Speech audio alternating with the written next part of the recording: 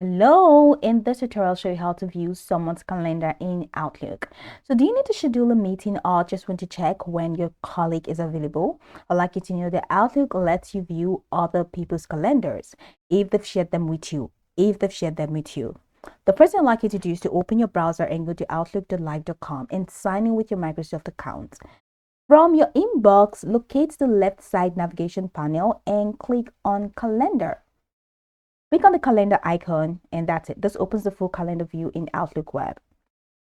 Now in the left panel, all right, just below the calendar, you're going to find add calendar. Now select add calendar and it's going to take you here. Now there's this option that says subscribe from web. Click on it. Now there used to be an option that says subscribe from directory that allows you to type the email address or name of the person whose calendar you want to view, but now is subscribe from web. So it means you need to tell the person to send you the link to the calendar and make it accessible to you. So here you can copy the link, and once you copy the link, just go ahead and click on import and you'll be able to get the person's calendar.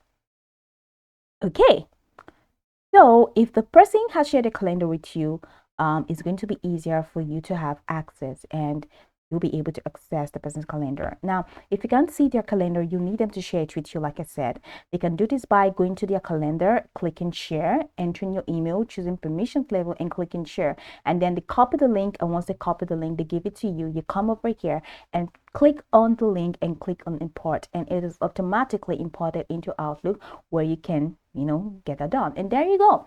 Now you can keep tabs on team availability and book meetings without the back and forth. So go over the tutorial from the top to the bottom to get acquainted with the steps. And of course, once you're done, you'll be good to go. I hope that this tutorial marvelously helped your search.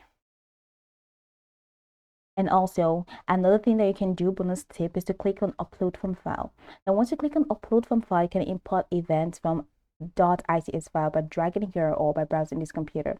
Now, you would have saved the person's calendar in your computer. So just go ahead and click on browse. And once you click on browse, just import the ICS file of the person's calendar into this. So these are the two ways that you can actually use. I hope this tutorial marvelously helped you.